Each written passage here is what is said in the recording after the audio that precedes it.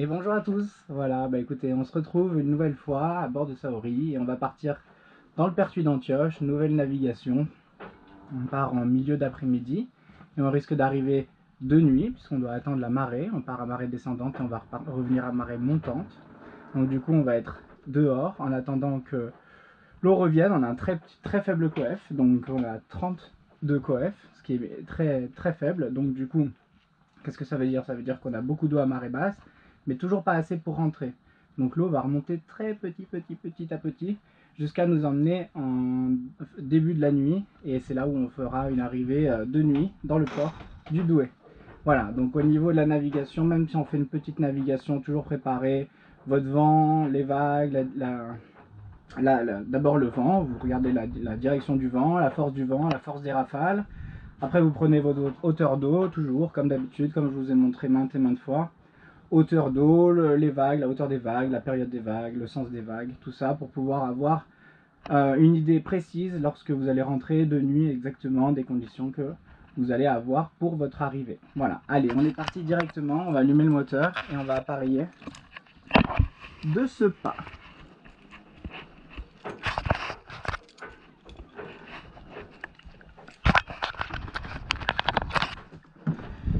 Hop.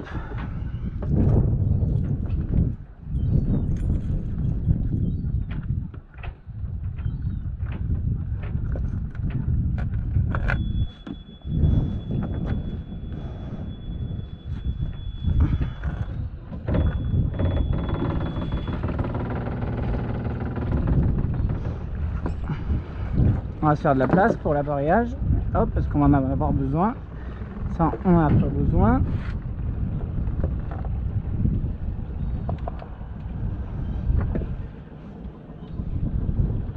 Hop, bien clair, que je sache bien où je vais.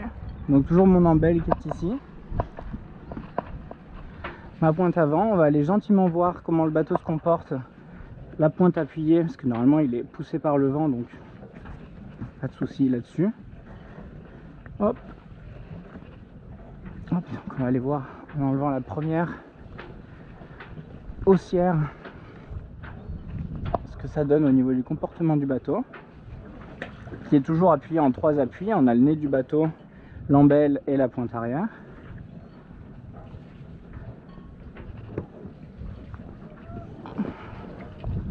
Voilà, on va devoir bien compenser le pas d'hélice.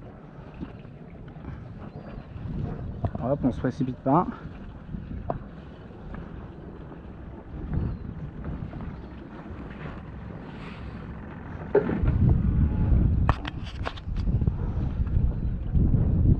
Hop, on vient récupérer notre embelle qui est ici, notre pointe arrière.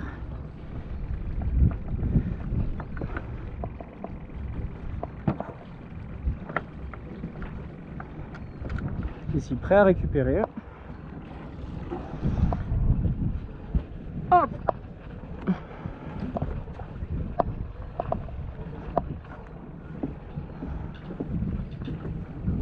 Hop, la pointe arrière, elle est partie. On prépare notre barre pour le pas d'hélice. Marche arrière, on choque. Hop.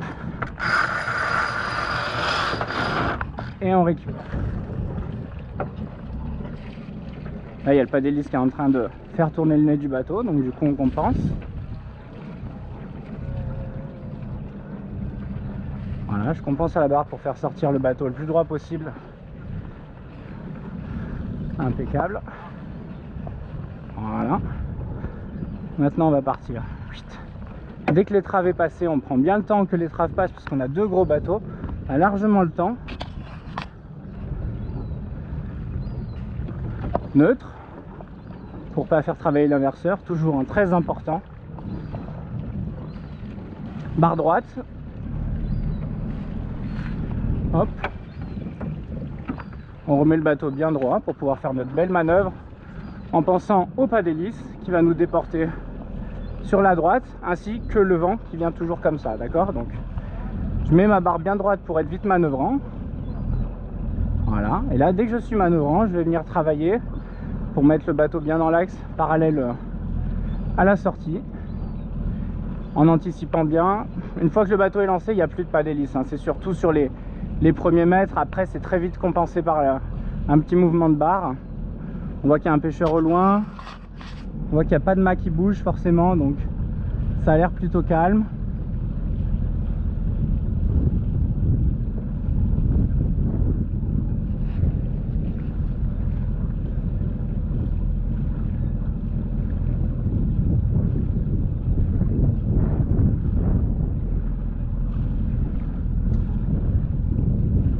On va avoir un bon petit vent dehors avec un joli plan d'eau, ça va être très agréable.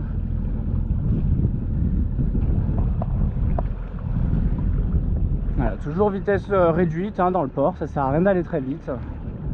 Une fois que le bateau est lancé, il est très manœuvrant, que ce soit en marche avant ou en marche arrière. Dès qu'il est sur son air, là on voit un petit bouchon qui est en plein milieu là où je vais passer, donc on va faire attention, on va se méfier.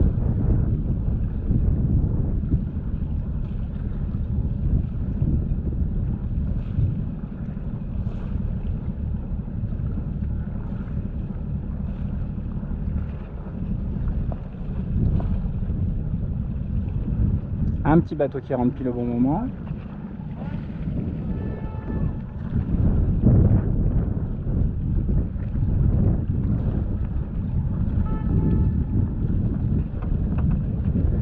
Hop, on va aller se poser là-bas, allonger, comme ça il va nous passer sur l'autre côté.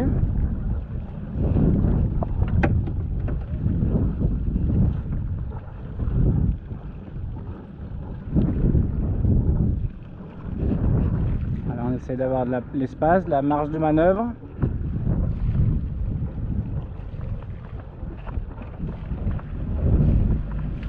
Part bien droite, bon coup de marche avant pour être manœuvrant et hop. Voilà. On va temporiser pour les laisser tous passer, tous rentrer tranquillement. Il n'y a pas de souci, bonne journée.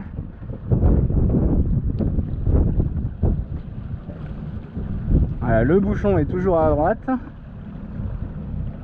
On vérifie, on anticipe bien qu'il n'y en ait pas un quatrième.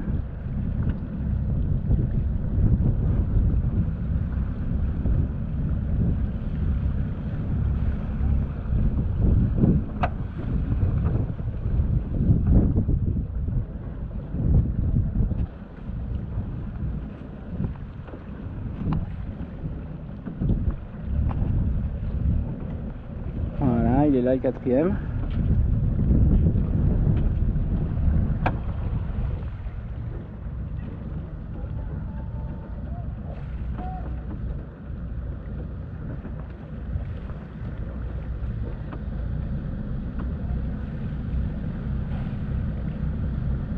Et voilà.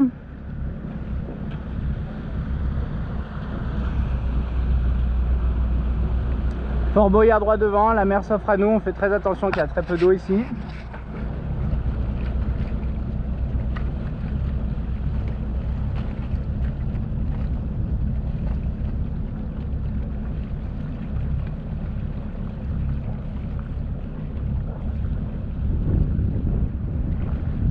Et on voit là le sable à perte de vue, on a vraiment un petit chenal au milieu dans lequel s'incruster, s'insérer, donc bien vigilant, on donne du large à la première bouée verte et la dernière, c'est important.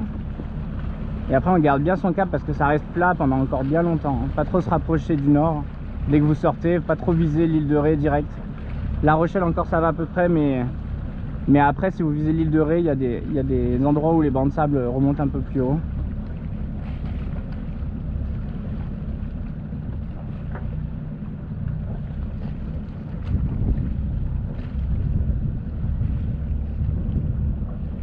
Voyez, on voit la plage qui est là, juste là, à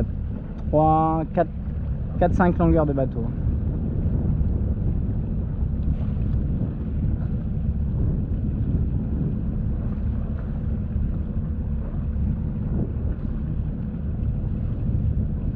Vous voyez le haut fond dont je vous parlais, c'est à peu près toute cette surface là.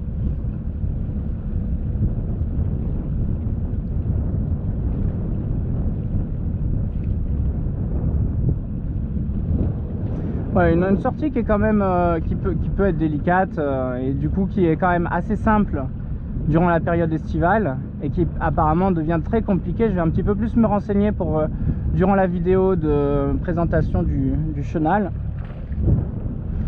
Je vais bien me renseigner, savoir un petit peu comment fonctionnent ces bancs de sable. Si j'ai bien compris, c'est la grosse houle, la grosse mer et les grosses tempêtes d'hiver qui ramènent du sable, et donc du coup qui a tendance à ensabler vraiment le chenal, et qui permet plus de passer à 4 mètres mais avec beaucoup plus de marge du coup. Donc du coup je vous ferai un petit topo là-dessus pour être assez précis, en me renseignant auprès de la capitainerie, avoir un maximum d'infos pour savoir si vraiment on peut même pas accéder à marée haute au port. Ça me paraît bizarre quand même. Donc du coup voir un petit peu quelle est la fourchette hivernale comparée à la fourchette estivale, quels sont les dangers, quels sont les risques. Forcément plus de haut fond, plus de déferlante. Donc tout ça, je vous en ferai une vidéo avec plaisir. J'attends un fort coef pour vous montrer à marée basse exactement là où nous sommes. On pourra presque venir à pied ici, hein. Donc du coup là je donne bien du large à la dernière et posé sur une butte de sable à marée basse. Et après on privilégie de viser l'île d'Aix plus que l'île de Ré, hein. Très important. Pendant presque je sais pas 0,02 0,3 000 hein, quand même un bon moment, hein.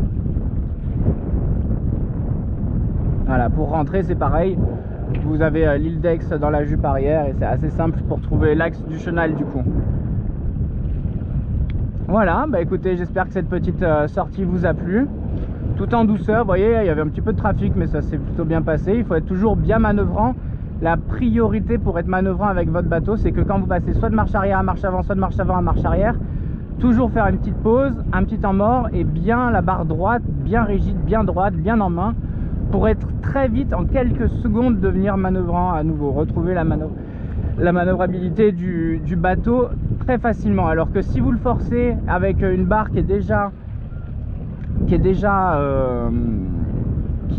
si vous voulez sur le côté, poussée ou tirée, et ben ça va faire un mauvais écoulement au niveau du flux derrière l'hélice, et forcément le bateau va mal se comporter et ça va plus pousser la barre qu'autre chose.